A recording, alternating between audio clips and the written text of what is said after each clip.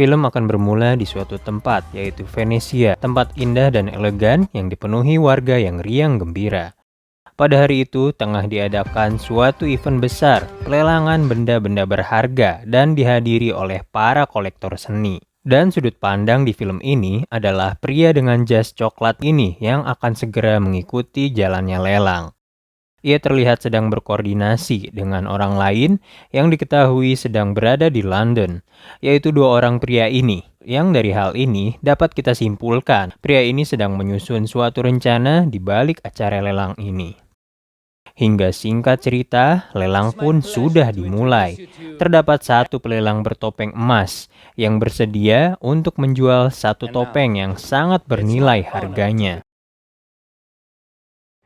Di sisi lain, tentunya di acara besar seperti ini, terdapat tim pengamanan yang dilakukan oleh Interpol, kayak polisi gitulah intinya. Tim Interpol itu rupanya sudah mengetahui rekam jejak dari pria berjas coklat itu, yang mana ia merupakan seorang pencuri yang memang sudah menjadi buronan dan mereka cari-cari. Hingga proses lelang pun dimulai. Barang yang dijual adalah sebuah topeng yang dapat menciptakan NFT. Taulah ya NFT itu. Dan ini terinspirasi dari seniman terkenal Van Gogh. Pria jas coklat itu pun langsung menawarkan harga yang ia mau. Dan proses lelang ini berlangsung dengan sengit, dengan tawar-menawar antara peserta yang ada. Hingga putusan akhirnya adalah terjual kepada pria jas coklat itu dengan harga 20 juta dolar. Namun setelah proses deal selesai, pria itu melakukan komunikasi aba-aba, di mana tanda rencana yang tidak diketahui orang lain segera ia lakukan, dan hal itu seketika menimbulkan satu kekacauan. Dan dikarenakan kekacauan itu, pria coklat itu pun langsung mengajaknya pelelang bertopeng itu untuk melakukan transaksi di dalam kapal pribadinya. Pelelang bertopeng itu pun mau saja untuk mengikuti arahan pria itu dengan jemputan kapal boot terlebih dahulu dan bertemu dengan komplotan lainnya. Dan di sisi lain, di London, dua pria yang merupakan teman dari pria jas coklat itu pun ternyata diam-diam tengah melakukan aksinya, mencuri lukisan terkenal Van Gogh tanpa diketahui. Tentunya dari kekacauan ini, pihak Interpol tidak diam saja, guys. Mereka mencoba mengejar komplotan pria jas coklat itu. Di sini terlihat pihak Interpol kesulitan untuk mengejarnya, dikarenakan ada saja hal yang menghalangi pengejaran tersebut. Time to play.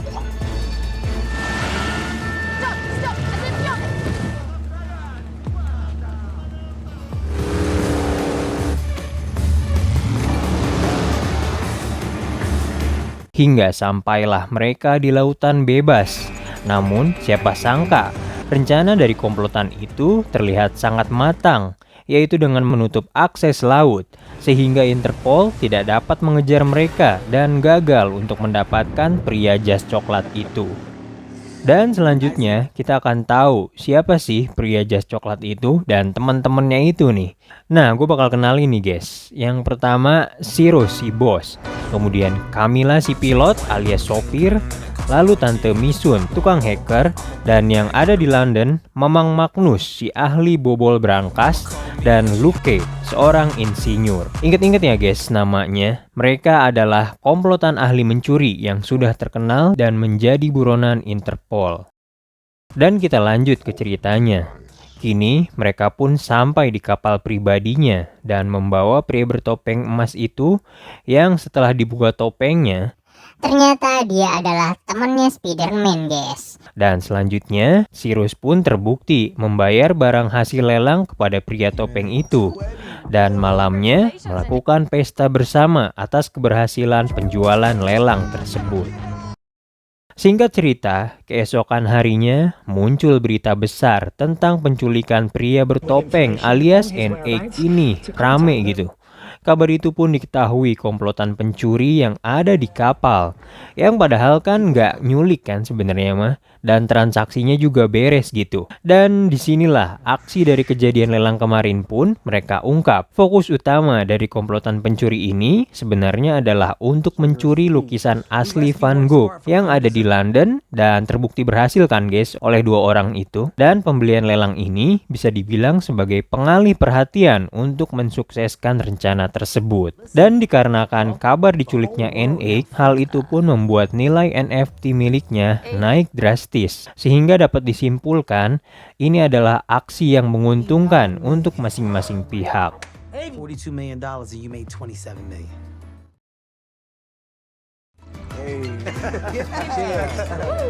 Di sisi lain, rupanya masih ada lagi anggota komplotan pencuri yang tertangkap, yaitu Denton, bapak-bapak yang ahli dalam penyamaran. Namun sayangnya, ia harus tertangkap oleh pihak Interpol dan harus diinterogasi. Dan oh ya, gue lupa ngenalin nama cewek Interpol ini.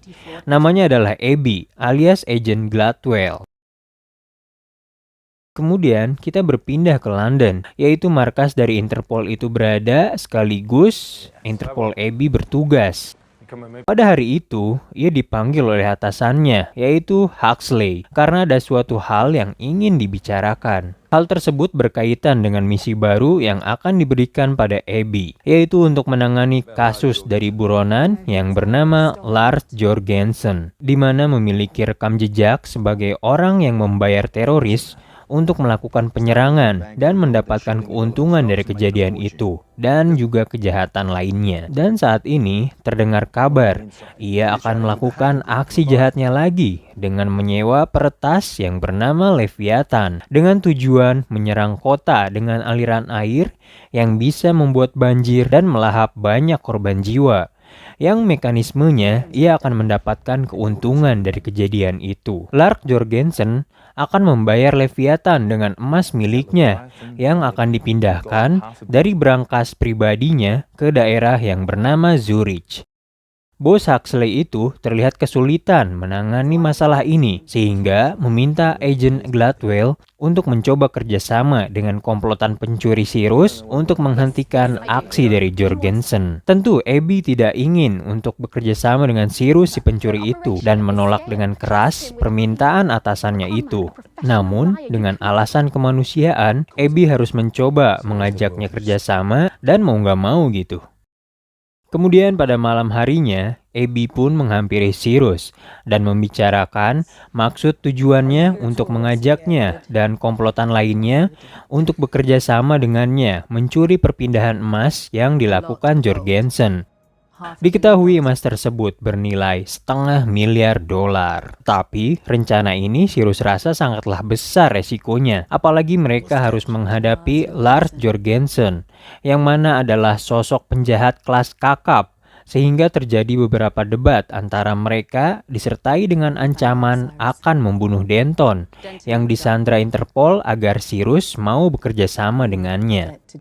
Hal ini tentu berat bagi Sirius karena harus mempertimbangkan segala hal buruk yang akan terjadi bila menyetujui kerjasama ini. Sirius pun pada keesokan harinya membujuk teman-temannya yang lain agar menyetujui kerjasamanya dengan Interpol.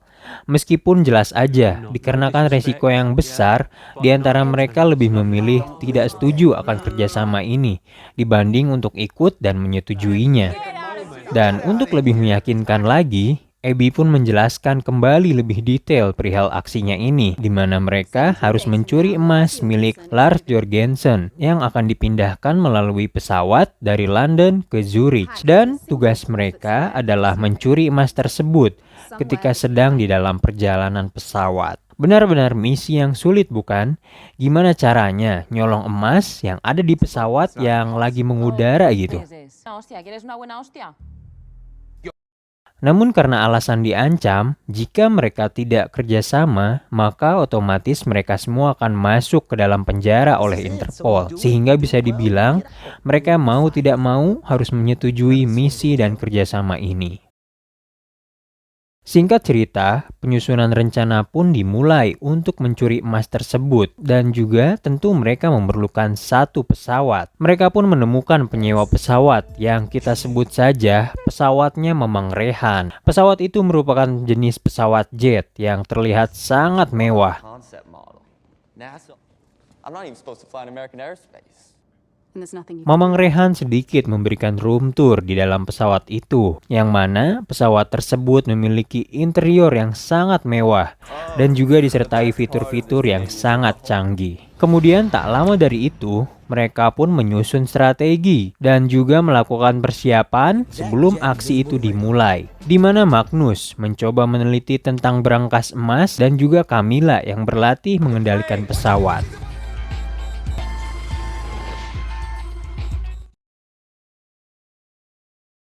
Serta persiapan tidak hanya di situ saja, mereka juga harus memikirkan agar pesawat jet itu tidak terdeteksi oleh radar keberadaannya, sehingga mereka pun membuat satu alat yang bisa menghilangkan jejak pesawat, sehingga pesawat tidak akan terdeteksi di dalam radar, guys. Hal ini pun sangat totalitas mereka lakukan, sampai-sampai mereka mencoba membayar orang, yaitu pilot dan juga orang yang bekerja untuk memantau lokasi pesawat dan mengatur komunikasi dalam perjalanan pesawat, yaitu pria yang bernama Harry ini, atau kayak orang dalam gitulah di dalam penerbangan. Happy to be in business with you. Singkat cerita, persiapan pun semakin matang mereka lakukan. Tetapi, di sela-sela semangat melaksanakan misi, tiba-tiba terdengar kabar bahwa Lark Jorgensen telah memulai aksinya lebih cepat yang menyebabkan banjir besar dan kekacauan di kota. Hal ini tentu berpengaruh kepada rencana yang mereka buat, di mana mau tidak mau, mereka pun harus lebih cepat lagi mempersiapkan aksi pencurian yang ada, yaitu menjadi 10 hari lagi untuk melakukan pencurian. Hal itu pun dikonfirmasi oleh Cyrus selaku ketua kelompok. Ia juga tentu tidak ingin membahayakan anggotanya yang lain dan secara sepihak memutuskan untuk membatalkan kerjasama dan rencana ini. Namun rupanya mereka semua tak gentar. Di tengah keputusasaan Cyrus untuk misi ini, justru ternyata rekan tim yang lainnya tetap akan ikut melakukan misi ini dan memutuskan apapun yang terjadi tidak akan mundur dari misi ini. Benar-benar circle pertemanan yang solid. That's work. Dan sedikit aja nih guys, ada cuplikan di mana Lark Jorgensen terlihat sedang mempersiapkan rencananya juga guys. Kemudian kita kembali lagi pada tim pencurian. Alat untuk menghilangkan deteksi pesawat ternyata sudah jadi, dan alat itu bernama APSP. Alat itu terlihat sangat besar, sehingga tim memutuskan untuk membaginya menjadi beberapa bagian agar tidak terlihat mencolok seperti bom. Dan alat inilah yang akan menjadi hal penting dalam misi ini. Listen up. We need to intercept the gold. Landing in Afghanistan. That's good. On to Zurich, you follow us to Katina. Dan singkatnya, mereka pun semakin rajin untuk melakukan persiapannya untuk mencuri emas dari Jorgensen. Hingga singkat cerita, hari yang ditentukan untuk misi pun telah tiba. Mereka semua satu persatu mulai memasuki pesawat yang menjadi target. Dan dapat kita lihat juga, posisi emas itu memang benar adanya di dalam pesawat.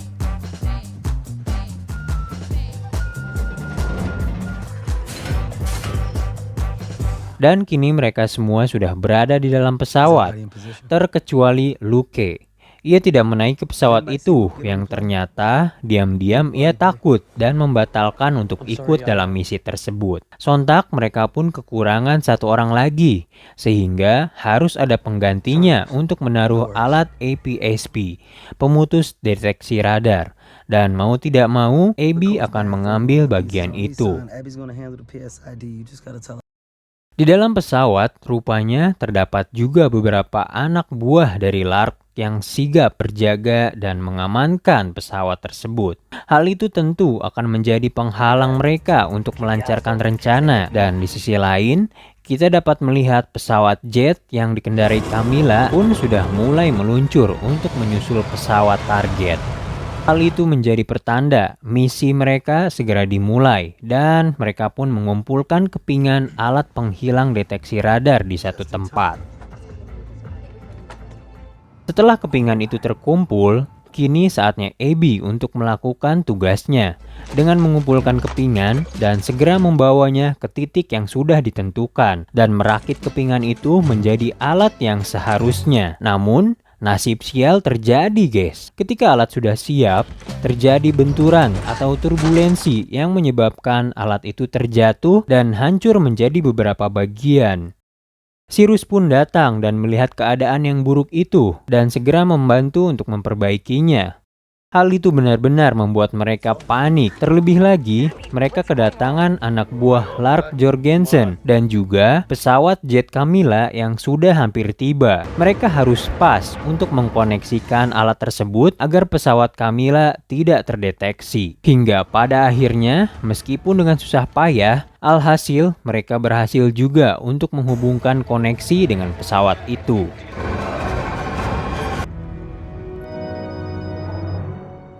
Rencana ini juga berhasil dikarenakan adanya Harry yang membantu menutupi lokasi pesawat agar tidak diketahui oleh orang lain. Hal yang selanjutnya mereka lakukan adalah mengendalikan pesawat agar tidak menuju tujuan aslinya, yaitu Zurich. Hal itu akan dilakukan pilot berdasarkan arahan Harry dengan alasan adanya badai besar sehingga harus dilakukan pendaratan darurat di tempat lain, yaitu Cortina. The drone is heading to Zurich. See you. Speaking. Unfortunately, the weather in Zurich is the nearest airport. Dikarenakan adanya pemberitahuan itu, anak buah Lark Jorgensen pun segera sigap dan memulai aksinya. Kemudian disusul oleh Magnus yang segera bersiap untuk pergi ke tempat emas dan segera membuka berangkas emas tersebut.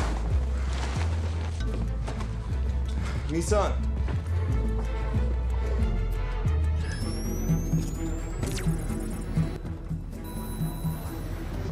Selanjutnya anak buah dari Jorgensen sepertinya benar-benar sudah curiga akan adanya sabotase di pesawat ini. Sehingga mereka pun mulai bergerak untuk mencari tahu permasalahan yang terjadi. Anak buah itu memulainya dengan mengancam pekerja di sana dan memintanya untuk tetap mendaratkan pesawat di Zurich. Intinya kayak bikin kacau lah di pesawat tersebut.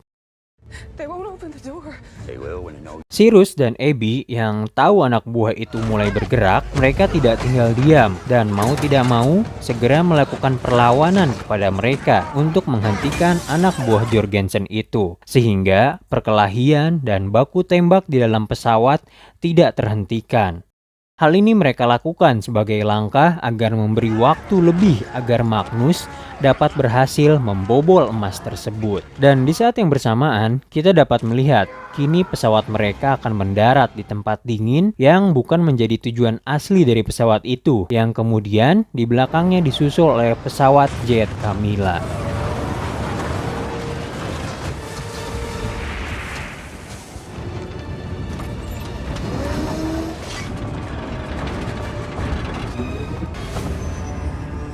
Namun, apakah rencana itu berhasil?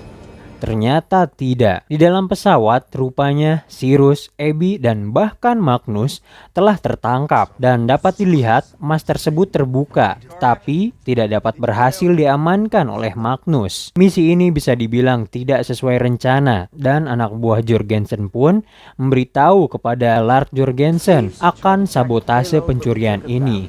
Sehingga Lark pun meminta untuk membawa mereka semua alias komplotan pencuri ini untuk menghadapnya hidup-hidup dan sepertinya akan dihukum.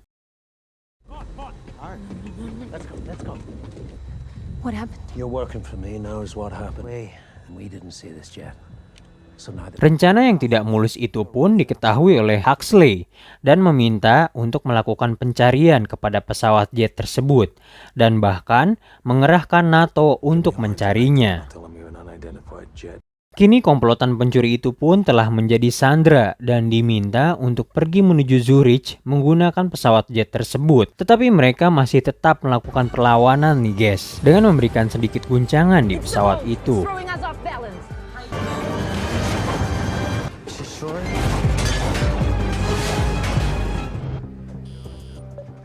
Di sisi lain, kita dapat melihat Lark telah mengadakan pertemuan dengan Leviathan sebagai pembeli emas tersebut, sembari menunggu emas tersebut yang sedang di dalam perjalanan. Pesawat komplotan Cirrus kini sudah diketahui keberadaannya oleh NATO dan berupaya untuk menolong mereka semua. Namun NATO tidak mengetahui bahwa kondisi mereka saat ini sedang disandra, sehingga mau tidak mau dan juga perintah dari Huxley, pesawat NATO itu pun diperintahkan untuk siap menembak. Di saat peluru pun sudah siap dan ditargetkan kepada mereka yang ada di pesawat mencoba melawan dan mengirimkan kode sinyal kepada pihak NATO dengan tulisan di bagian bawah pesawat yang bertuliskan tentang warga sipil yang sedang disandra. Sehingga dari itu, pihak NATO pun membatalkan penembakan itu dan akan mencari cara lain.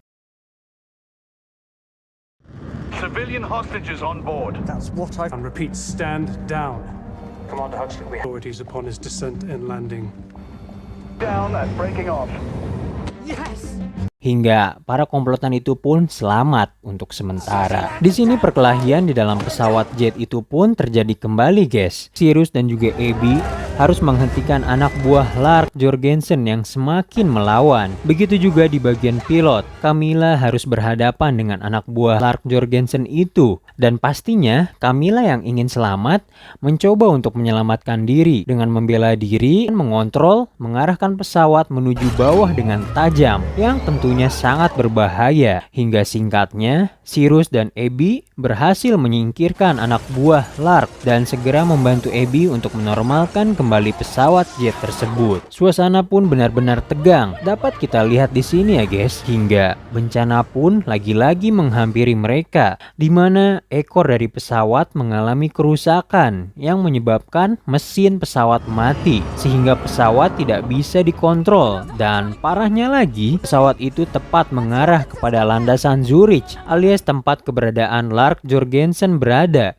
Bener-bener jadi saya nganter paket ini mah. Sehingga kecelakaan besar itu pun tidak bisa terelakkan lagi. Pesawat hancur berantakan dan pendaratan yang tidak mulus pun terjadi, disertai emas yang berhamburan keluar. We did it.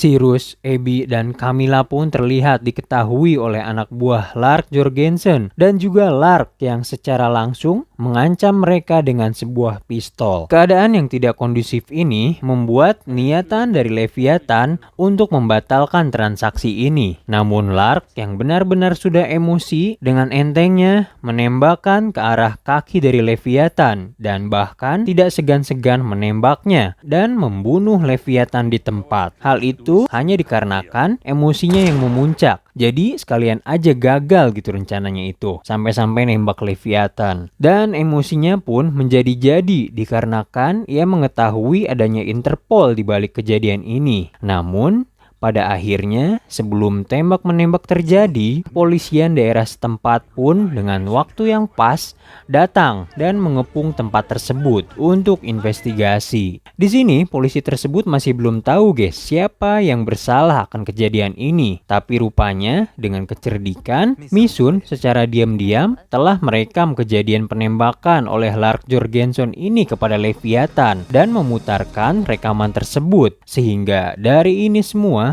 Lark terbukti bersalah karena telah membunuh satu orang dan otomatis ia pun ditangkap oleh kepolisian setempat. Dan siapa sangka rupanya mereka telah berhasil melakukan misi yang dirasa tidak mungkin ini. Dan kemudian pada akhirnya kebenaran pun terungkap. Stefano, Interpol lainnya, menjelaskan bahwa jet NATO hampir menembakkan pesawatnya dan hal itu rupanya atas perintah Huxley. Abby pun yang mendengar hal itu kecewa dan merasa dirinya hanya menjadi umpan bagi Huxley, dan ia pun memutuskan untuk keluar dari Interpol dan bergabung kepada komplotan pencurian itu. Dan kita sudah memasuki akhir film guys, yang menceritakan beberapa minggu setelah misi selesai, di mana Cyrus bercerita tentang kondisi emas yang ternyata emas yang asli sudah ditukar dengan emas palsu buatan Magnus. Rupanya mereka hanya berpura-pura gagal dalam misi ini. Terdapat plot twist di mana Luke tidak membatalkan misinya, melainkan melakukan tugas lain untuk mengamankan emas yang sudah selesai dilontarkan oleh Magnus. Dan selanjutnya, mereka semua dapat bertemu kembali, sembari merayakan keberhasilan akan misi itu dan melihat emas yang sudah diamankan dan bangga akan semua hal yang sudah mereka lalui. Dan film pun berakhir guys. Dan itu dia alur film dari Live 2024. Film tentang pencurian emang selalu seru sih guys, dan terdapat plot twist yang bikin wow untuk penontonnya. So far film ini seru, banyak adegan actionnya, alurnya juga nggak terlalu ribet sehingga bikin yang nonton enjoy aja sih buat nontonnya. Dan mungkin sekian aja ya guys untuk video kali ini. Terima kasih sudah menonton, jangan lupa untuk subscribe, like, dan komen. Sampai jumpa di video lainnya. Dadah.